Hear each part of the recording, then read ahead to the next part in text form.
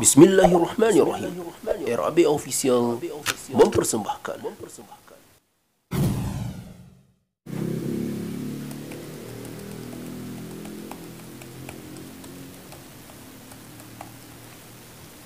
Assalamualaikum teman-teman sekalian. Alhamdulillah, gimana kabar kalian? Semoga sehat selalu ya.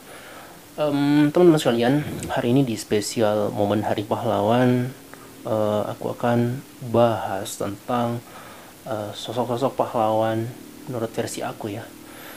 Tapi sebelum kita lanjut, aku mau nanya nih ke teman-teman kalian. Menurut teman-teman, apa sih makna dari kata pahlawan itu? Ataukah hanya kata pahlawan itu hanya sebatas kata yang melintas di benak kita, tapi kita nggak pernah tahu apa sih makna dan arti dari kata pahlawan itu? Atau pahlawan itu menurut teman-teman orang yang selalu ngechat kalian ya, ngingetin udah makan belum, udah minum belum, atau yang tiap hari memberikan perhatian ke teman-teman, atau doi kalian ya. Apakah itu pahlawan menurut teman-teman? Tapi menurut aku ya, mereka itu bukan pahlawan ya real sesungguhnya ya. Menurut aku ya, mereka itu bukan pahlawan yang real atau yang nyata.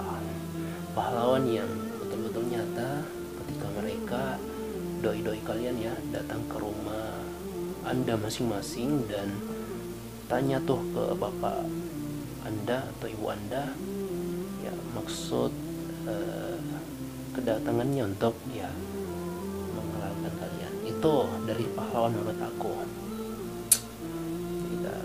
Mereka bukan hanya tebar janji, banyak bicara dan sebagainya ya. Pahlawan sesungguhnya ketika mereka langsung ke rumah kalian, oke, dan mengutarakan niat baiknya. Itu dari pahlawan. Oke.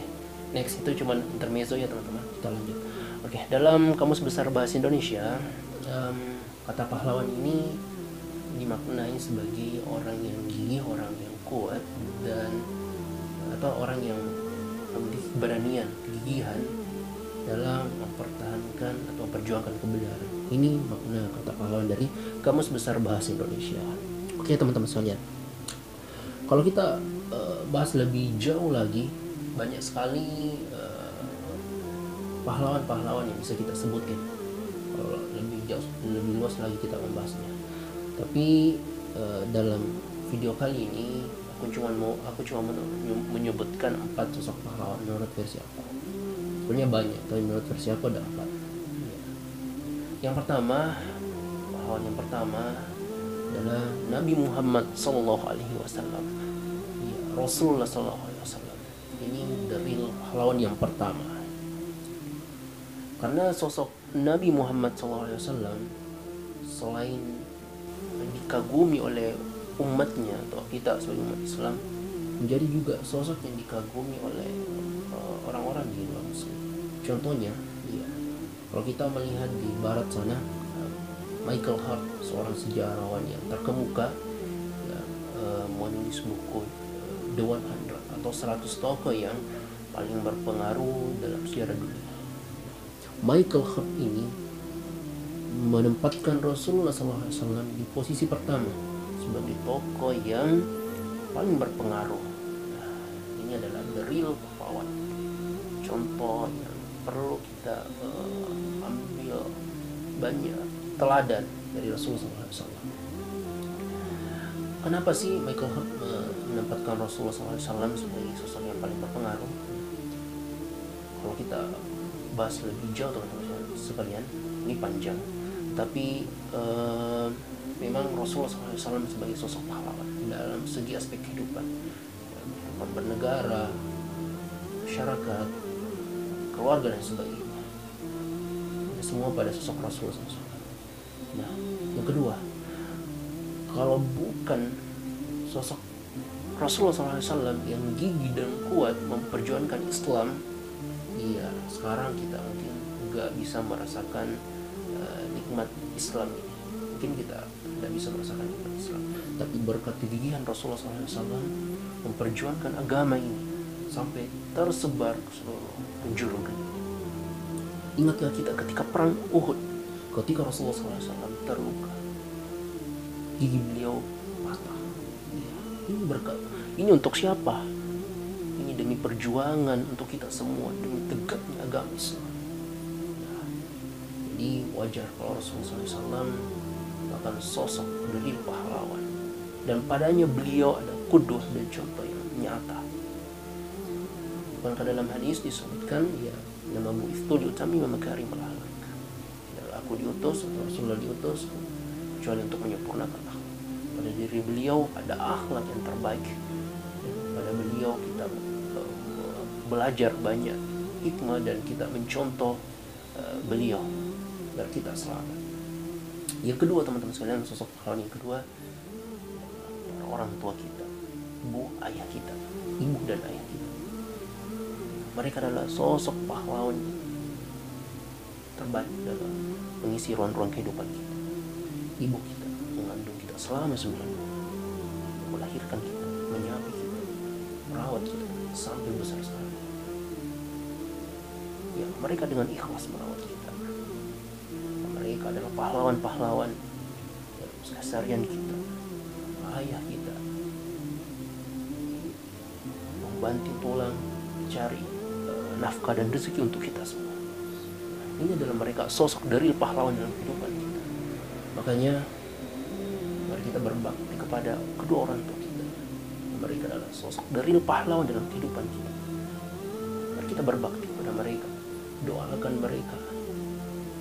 Allah berikan balasan yang terbaik atas jasa-jasa yang diberikan kepada kita. Mereka adalah sosok pahlawan dalam kehidupan kita. Makanya untuk para Anda masih hidup, berbaktilah dengan cara yang terbaik kepada mereka. Dari pahlawan yang ketiga adalah para pahlawan bangsa Indonesia yang gagah berani, pantang menyerah, memperjuangkan kemerdekaan ini dan mengusir para penjajah dari Indonesia. Inilah sosok pahlawan yang ketiga juga yang perlu kita kenang jasa-jasanya. Iya. Saya teringat dengan kisah Bung Tomo ketika kala itu dengan pekikan takbirnya menggelorakan semangat para pejuang di Surabaya kala itu dan mengusir para penjajah Inggris. Dan begitu banyak kisah-kisah pahlawan yang lain di Indonesia yang tidak bisa kita sebut satu persatu. Tapi mari kita doakan mereka, para pahlawan Indonesia, yang diberikan tempat yang terbaik. Dan bangsa yang besar adalah bangsa yang mengingat sejarahnya, yang belajar dari sejarahnya. Maka dari itu mari kita di momentum Hari Pahlawan ini senantiasa mendoakan dan mengingat jasa-jasa dari para pahlawan kita di Indonesia. Yang keempat, dari pahlawan yang keempat adalah para guru kita. Guru mulai dari tingkat TK, SD, SMP, SMA, dan para dosen kita di tingkat universitas, dan bahkan guru mengaji kita. Mereka adalah sosok-sosok yang dengan ikhlas, pahlawan tanda jasa yang mengajarkan kepada kita segenap ilmu mereka agar kita menjadi orang-orang yang cerdas. Nah, maka dari itu kita senantiasa mendoakan mereka, para guru-guru kita, menghormati mereka, mengenang jasa-jasa mereka. Dan mereka adalah sosok-sosok yang tanpa pamrih mengajarkan kepada kita segenap ilmu mereka agar kita menjadi orang yang cerdas. Maka dari itu teman-teman sekalian, kita menghargai para guru kita yang telah memberikan dan transfer ilmu kepada kita semua. Teman-teman sekalian, sebagai kesimpulan yang saya sebutkan, ya sebenarnya masih banyak lagi ya. Ada 4 sosok pahlawan kalau kita kenang dan dalam kehidupan kita, dan salah satunya adalah Rasulullah SAW. Pada beliau ada qudwah dan suri teladan yang terbaik. Mari kita contoh Rasulullah SAW dalam kehidupan kita. Kita menjadi orang-orang yang selamat.